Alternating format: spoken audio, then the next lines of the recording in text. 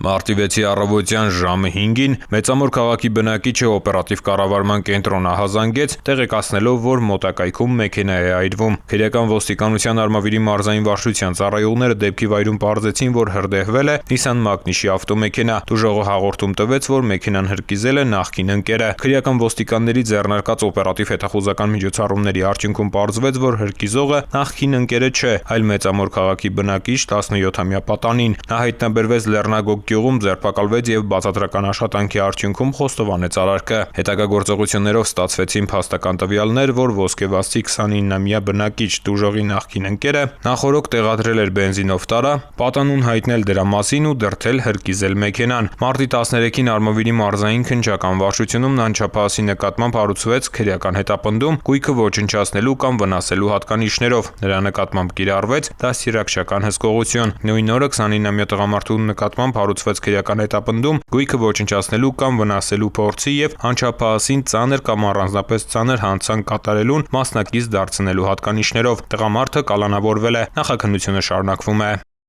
Ծանուցում հանցագործության համար մեղադրվողը համարվում է անմեղ, քանի դեռ նրա մեղավորությունն ապացուցված չէ քրեական դատավարության օրենսգրքով սահմանված կարգով՝ դատարանի օրինական ուժի մեջ մտած դատավճռով։